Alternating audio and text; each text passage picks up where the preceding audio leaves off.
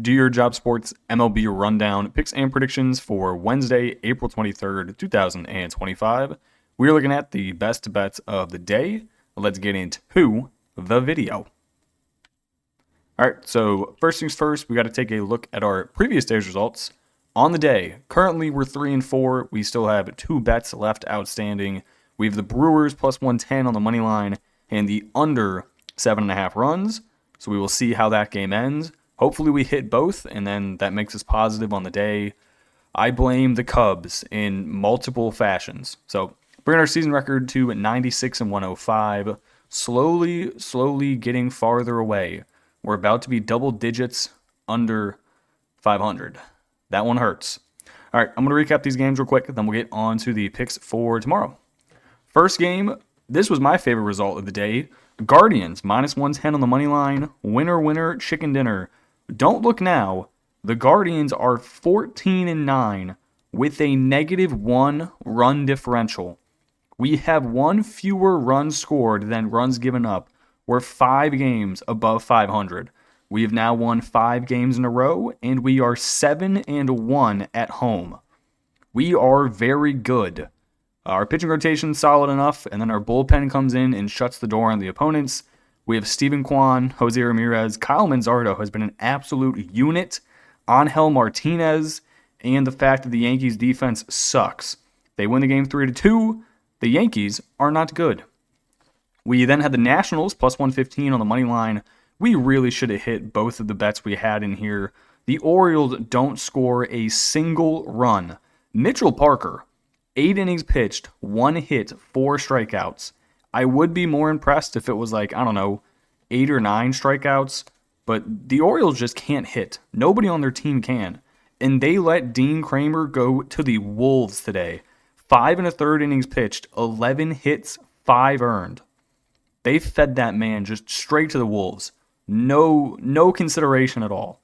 Nationals move to 10-13. Orioles go to 9-13. I think they've lost a lot in a row. They suck. They are ass.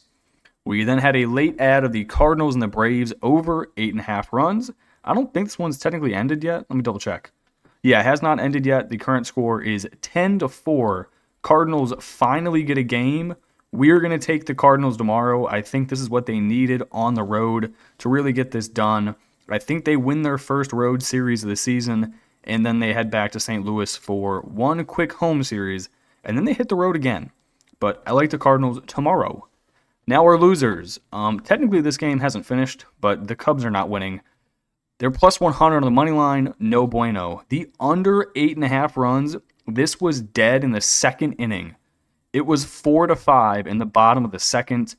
And then the Cubs took a 7-4 lead. 7-4. They then took Imnaga out of the game. Their bullpen gave up 5 runs in a single inning. 1 inning. You had force out, double, sac fly, double. Why is the Cubs bullpen so bad? They have such a good lineup and they score so many runs, but their bullpen is just straight dog shit. So I think I have to start factoring in that to when I, pick unders for the Cubs. Probably shouldn't be picking under no matter who is on the mound, just because how shit their bullpen is and how good their bats are. And for the money line, I guess plus 100 wasn't good enough as their bullpen comes in and blows it. We then had the over 7.5 runs in the Yankees and the Guardians game. That was no good. Final score 3-2. The Yankees really don't score unless they're hitting bombs. It's a problem. Aaron Judge had 4 hits today. He went 4 for 4. No RBIs, only scored 1 run. The rest of the team total had 2 hits.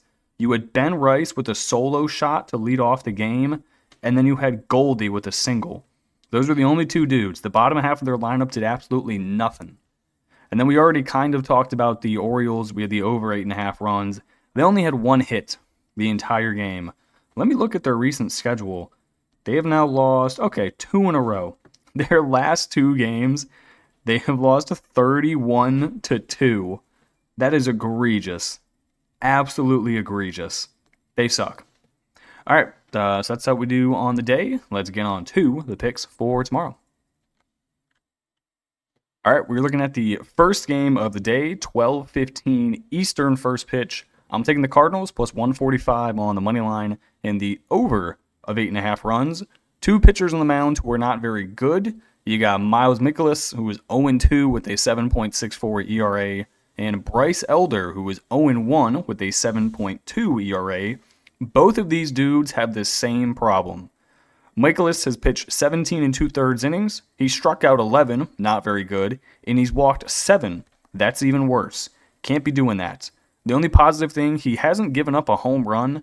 I have a strong feeling that changes here with the strength and the home run capabilities of this Braves offense. But that is something he's got going for him. Still giving up 15 runs in 7 and 2/3, no home runs. That's honestly pretty impressive. Then Elder, he's gone 15, like I said, struck out 10, he's walked 5. He's given up 5 home runs. 5. That's 1 every 3 innings. That is no bueno, especially against a loaded Cardinals lineup. Quite literally, bats 1 through 6 can all take you deep. Not too concerned about Pages, Scott, or Wynn, but Nootbaar, Contreras, Gorman, Arenado, Burleson, and Walker can all go yard. I think the Cardinals are good money. They're coming off of a 10-run performance, looking for their first road series win. I think they get it done. And if they don't get it done, the over definitely hits because both of these pitchers are buns. Next game, I'm running it the fuck back. The Orioles are horrible, and for some reason, they're still laying a number on the road. Nationals plus 120 on the money line, over 9 runs. Orioles have Tomoyuki Sugano on the mound, 2-1 with a 3.43 ERA, looking like their best pitcher currently, which is not good. That is horrible. Going up against Trevor Williams, he's horrible, but we have to back him. 1-2 with a 5.95 ERA. Now, like I said, the Orioles, their last 2 games, they have been outscored 31-2. They can't hit. Unless the top half of their lineup is actually able to make contact and get on base, nobody in the bottom half is doing anything. Nobody. Meanwhile, this Nationals team, I actually like their squad. They're playing decent basketball. They won a series at the Rockies, scoring 12-11-1, and they won the first game of this series, scoring 7 runs, winning 7-0. I like their pen. I don't really like Trevor Williams, but if we're looking at what he's done this season, currently he has 19 and 2/3 innings pitched. He struck out 16. He's only walked 6. Slight home run problem. He's already given up 3. But again, the Orioles can't hit. There's no way you're going to tell me the Orioles should be minus 150 favorites on the road against anyone with how bad their bats are and how bad their bullpen is.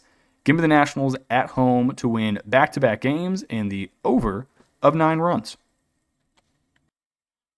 Next game, we are going back to one we bet the previous day. I'm going to take the Brewers plus 115 on the money line and the under 7.5 runs for round 2. You got 2 really good pitchers on the mound. You have a pitchers-friendly ballpark, pretty hard to hit it out in San Fran. So I don't mind the under here, and I think we're getting good value with a Brewers team who, lineup-wise, I think has the better guys. Freddie Peralta, 2-1 on the year with a 1.91 ERA. Going up against Logan Webb, 2-1 with a 2.40 ERA. I have been very, very impressed with Freddie Peralta. This is his 5th start of the season. He's pitched 28 innings, struck out 33. He's only walked 9, and he's only given up 3 home runs. That's not bad. He's also played some decent quality teams. He's gone against Atlanta, Arizona, New York. So these are guys who can hit the ball a long ways, but they're just not doing it against Freddie. He's striking out a bunch, making good pitches. I like his stuff. Logan Webb, he's pretty good, especially at home. So I don't love the fact we're going against him here, but that's the main reason I'm taking the under. I think both of these pitchers pitch really well. They pitch deep into games. Probably see a 1, maybe 2-0 score line in the top of the 7th. And then we'll see where the game goes from there. But I think we're getting good value with a Brewers team who's playing good baseball. Remember, they started off the year, I think, 0-5. They got swept by the Yankees, and then they came home and they lost a few games, maybe to the Twins. But they've been playing better ball recently. The top half of their lineup slowly getting their averages up. Give me the Brew Crew and give me the under. Final game, we are going to go with an over. And I think it is quite obvious as to why. Over 8.5 runs, Mariners and the Red Sox. The Mariners have been pounding the baseball recently, and their pitcher on the mound is ass. Emerson Hancock, 0-1 with a 12.7 ERA. The Mariners in their recent games, I will tell you the totals. 11, 11, 12, 4, 18, 9, 12, 11, 4, 8, 13. The teams have just been scoring. Their bullpen's not the best, but their bats have been hitting the ball way better on the road. I mean, to be fair, the Mariners ballpark is not very hitters friendly. So when you go to Fenway, and you see the short porch in right and the big wall in left, that is quite easy to hit it over if you hit it far enough. Probably pretty enticing. Sean Newcomb, 0-2 on the year, despite having a 3.64 ERA. He really hasn't pitched that bad. He just hasn't gotten any run support. That should change here. Emerson Hancock, like I said, he's only had 2 starts on the season.